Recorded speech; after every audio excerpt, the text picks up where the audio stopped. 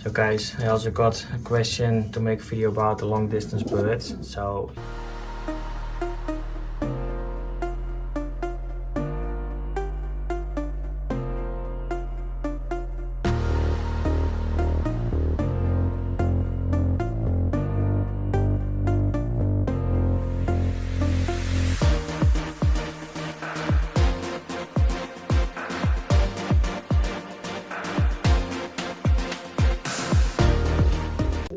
guys, a new video.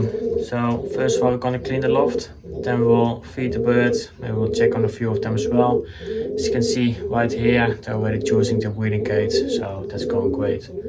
So I will clean the loft and then we'll go to the birds. So guys, I also got a question to make a video about the long distance birds. So it's not my best expertise, I'm more from the middle to the one-day races. But I will tell you something about it, what my thing is about the marathon or the long distance races. So we have a bird right here. This one is just for the one-day races, but the type of the birds are almost the same. What you want for the marathon race is not a bird that's too big. So you want a middle or a small bird, just like this one. You can see it's not that big, just a tiny one. That's what you want. Also for the long distance races, you want a bird with nice and smooth muscles. Also here, you want to feel them here, nice and smooth. The chest bone long through the back, more lung capacity. Then here, you want the vent bones close to the chest bone as well. Here with this one also, you can just put one between it. And this is not a long distance bird. This one goes to up to 700, not more, but slightly the same type. Then you want the tail to just be small, just like same like this one. And then for the arm, you want it to be a little bit longer, but close to the body. Also the wing, you want a good wing with nice flights,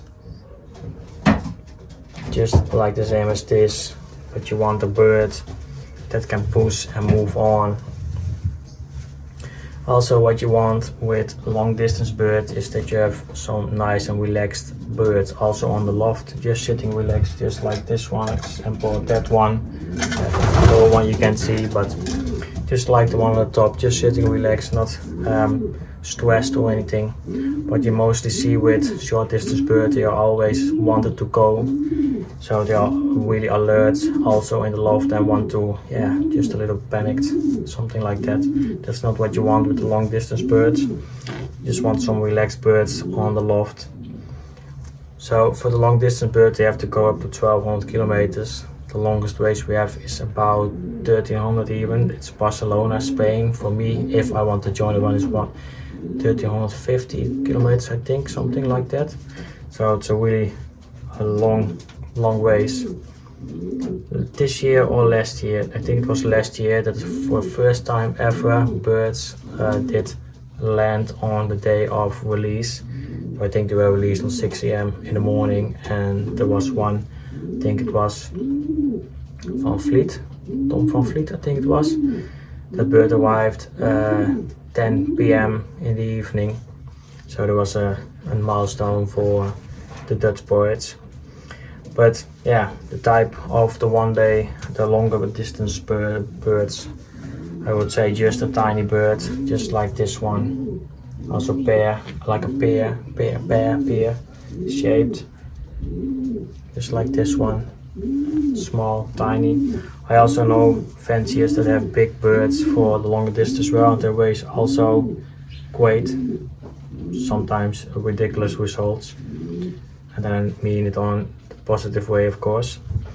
But yeah, what I see for the most is that they all have the tiny birds. When I basket birds for the club, I also see the marathon players, the long distance races, see with almost all tiny birds except for one. He has male birds just as big as my middle and one day race birds. So yeah, it doesn't say everything, but I think also for the longer distance races, also in the mind that it have to be perfect, because yeah, they have to go to just relaxed going home, and also fast, but just relaxed. They have to sometimes even fly for like 20 hours. I know what they want to race it in 20 hours or fly 20 hours in one. They will rest, and during the night of course they will rest, but there are also birds that will go home during the night, arrivals on 1 or 2, 3, maybe 4 a.m. in the morning is possible as well. So then the eye of the long distance birds, in my opinion, is you want the eye to be deep.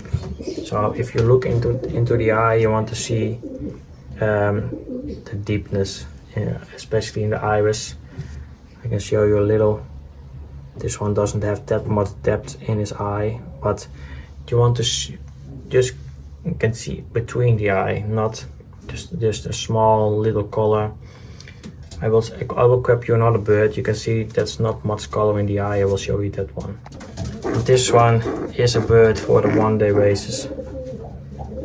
You can see it's not that much color in the iris.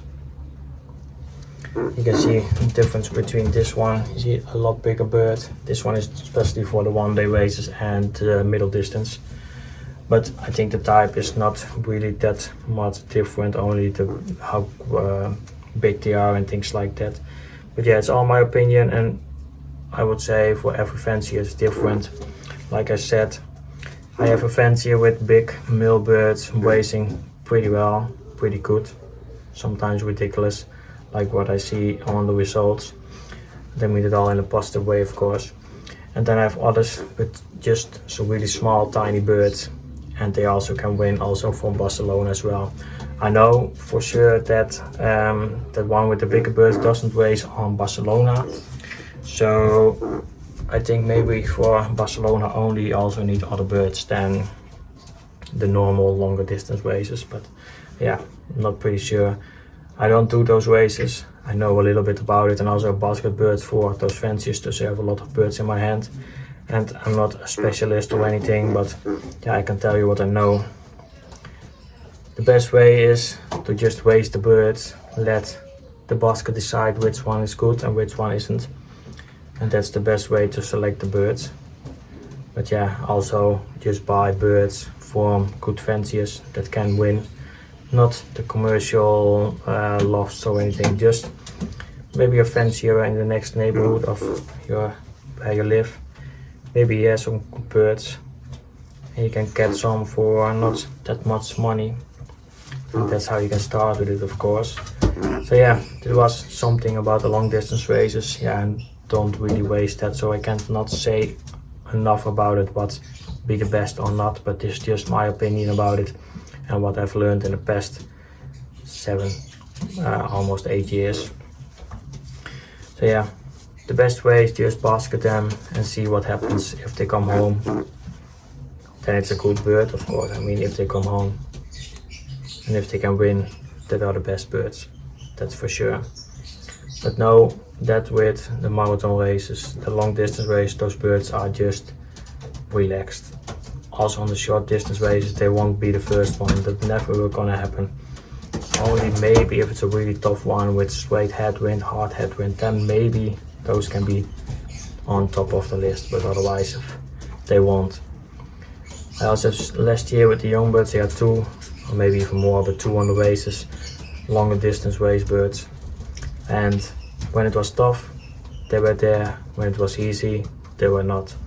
And that's just because they are just a little relaxed, calmer, just coming home with on an easy way, not pushing themselves. When you see it with short distance birds, they will push themselves to the limit. And also if they fly to over your loft to whatever, how far, then they have to come back, and that's the moment when you can lose those birds, because they give everything at the start, going full pull back home, and when they fly one, it's over, because they don't have much energy left. And for the long distance races, they will just go relaxed, like see it as somebody walking. He's just going relaxed, and he's do maybe 10, next day 15, so on, you know. He will come home. If you do it as a sprinter, 10 kilometers, and the next day I'm maybe 20, and you don't know where you're going, and then you have to sprint all the way back, and you already did 20, and you can do not more than 20, but you have to do another 20 to come home. You won't make it. So that's the same with birds. Just keep that in mind. It's the same with birds. So that was something what I want to tell you about the long distance birds, what I know, and it's only what I know. I know not that much, I can be honest with you guys. If I know more, I will tell you it as well, but I don't know more. But I think the type doesn't really matter that much, only that the mindset has to be different. And also what I told you, there are different fanciers, someone with big birds, someone with small birds. But yeah, in my opinion, the best is maybe the shorter birds, a little bit tinier one than the short and middle distance and the one that races. So yeah, do what you want with this information and I hope you like it. So go back to the birds, you have to feed them and everything, do the drinkers. So go back to the birds. So guys, we did the drinkers. I also put a plank inside of the loft. There will the feathers will fly behind it and then they won't be pushed up again. Because the wind, when the birds fly up, won't go behind there. I also do it here, as you can see. So that's a lot helpful to pick up all the feathers when we need to. So then in the automatic feeder we're gonna put the molting mixture, and the birds with young birds we only feed inside the breeding cage. So that's what we're gonna do. So we feed the male birds. The male birds with youngsters we feed inside the breeding cage, the breeding mixture. Here you can see this youngster also already starts to eat, so that's great. So we also will feed them the mineral mix. The egg food we did yesterday, so they won't get the egg food, they will get it tomorrow again. So we go to the hens, we'll feed them. So we also give them a bigger feeding tray. This one was with the youngsters. I should have done it earlier on, but yeah, I wasn't looking the right way, I think. So we'll feed these guys, and then we'll feed the late breds with a few of the young male birds as well. So we feed them. They get the molting mixture with slightly something of the spotlight mixture. The spotlight mixture is almost empty, so then they will be all full on the molting mixture. So after this we also will feed them the mineral mix with the molting support and some candy seed. But yeah, the mold is going great. Even seeing birds with almost no tails, just a few feathers, and yeah, it's going pretty hard with them. Also on this one, half a bucket of feathers I take out of here, so yeah, that's pretty much. But yeah, the birds look great, so that's fine. I also check the birds for mites and everything. I see even some birds without mites or anything, and some birds full of it, so yeah, we have to cue them against it. But also it's just strange that some birds doesn't have any and others have a lot of it. So maybe it is because we give garlic in the water that some birds will do better on it and that will prevent them to get mites or anything. Not pretty sure, but yeah. Maybe you guys know something on the natural way for against mites and everything. So let me know in the comments down below. Would be nice to know. So we feed these hens as well. So we go to the late breds and the young male birds and we'll feed them as well. So we change it up for the molting mixture, and then here we have on what times we feed them. This one's on 8 AM, 10 seconds of food they will get, and then on 12 PM as well, 10 seconds. So that should be enough.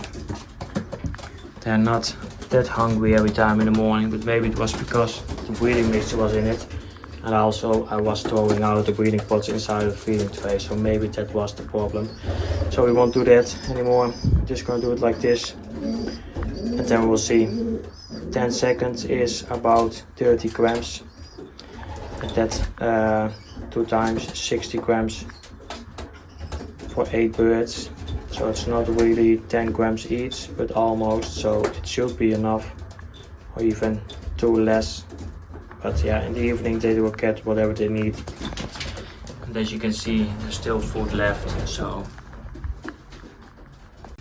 then it's also time to feed these young birds. You can see they all come to me to eat, so that's great, of course. So today we didn't let them out, tomorrow we will. I think tomorrow we have to see, I think around 10, maybe 11, to see what the weather is like. I think yesterday also we had the bird of prey.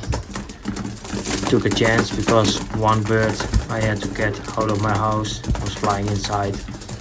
Not really inside my house, but we have a small place where I also store my food. There was he sitting, so yeah, I think he's scared from something. It was the 315, the one right there, so yeah. I don't know what happened, I was with the breeders, so. But we'll feed them the rest in a feeding tray.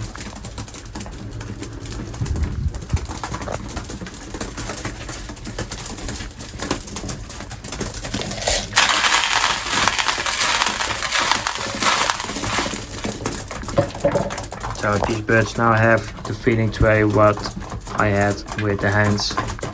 So they don't need that really big one.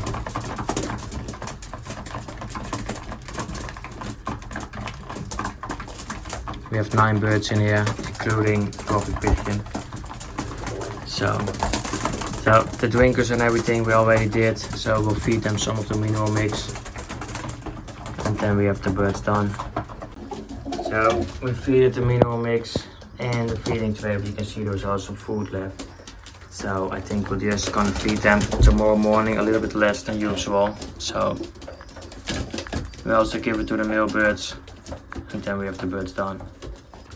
So here with the male birds we also feed them the mineral mix with the molting support and some candy seeds as well. So we have the birds done.